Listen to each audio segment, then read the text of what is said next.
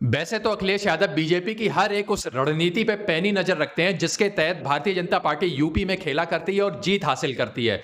आज अखिलेश यादव ने बीजेपी की उस रणनीति का पर्दाफाश किया है जिसके तहत भारतीय जनता पार्टी मिल्कीपुर में होने वाले उपचुनाव में जीत हासिल करना चाहती थी।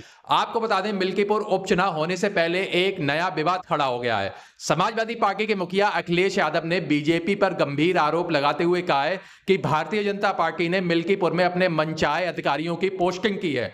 इसके साथ ही उन्होंने चुनाव आयोग से यह भी निवेदन किया है कि चुनाव आयोग जल्दी से जल्दी इस समस्या में हस्तक्षेप करे और सच्चाई का पता करे, आखिर किस बेस पे अधिकारियों की पोस्टिंग मिल्कीपुर में की गई है।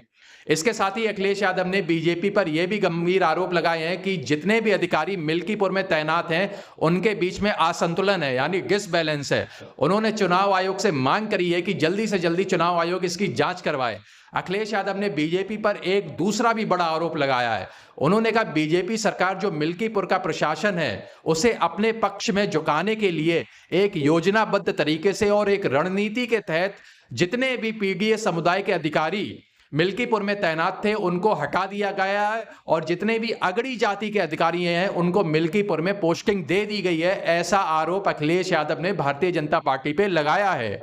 आपको बताते हैं, जहां एक तरफ अखिलेश यादव को पूरा कॉन्फिडेंस है कि वो एक बार फिर से मिल्कीपुर में भारतीय जनता पार्टी को पटकनी देंगे और साइकिल को दौड़ाएंगे, वहीं दूसरी तरफ अखिलेश यादव को यह डर सता रहा है कि भारतीय जनता पार्टी ने अपने मनमाने अधिकारियों की पोस्टिंग मिल्कीपुर में करी है। उन्होंने कहा अगर अधिकारियों की पोस्टिंग मनमाने तरीके से हुई है तो वहां पे निष्पक्ष चुनाव हो पाना मुश्किल है और चुनाव अगर निष्पक्ष नहीं होगा तो जो उसका परिणाम आएगा वो भी अखिलेश यादव के पक्ष में आने वाला नहीं है। सपा मुखिया अखिलेश यादव ने यह भी कहा कि भारतीय जनता पार्टी अपने मनचाहे अधिकारियों की पोस्टिंग करती है और अपने एजेंडे के तहत अधिकारियों की पोस्टिंग मिल्कीपुर में कर रही है, जिसकी वजह से मिल्कीपुर का चुनाव प्रभावित हो।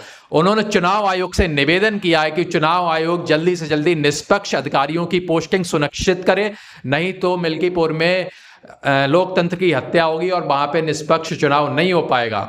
तो जहां पे अखिलेश यादव अभी बड़ी जीत का दावा कर रहे थे कि समाजवादी पार्टी मिल्कीपुर के उपचुनाव में बड़े वोटों के अंतर से फिर से जीतने जा रही है, तो वहीं दूसरी तरफ अब उन्हें यह डर भी सता रहा है कि वहां पे भारतीय जनता पार्टी ने अपने मनचाहे अधिकारियों की पोस्टिंग कर दी है और जब पोस्टिंग कर दी है तो उन्हें यह भी डर सता रहा है कि चुनाव निष्पक्ष बिल्कुल भी नहीं होगा और चुनाव निष्पक्ष नहीं होगा तो जो उसका परिणाम आएगा वो भारतीय जनता पार्टी के पक्ष में ही आएगा।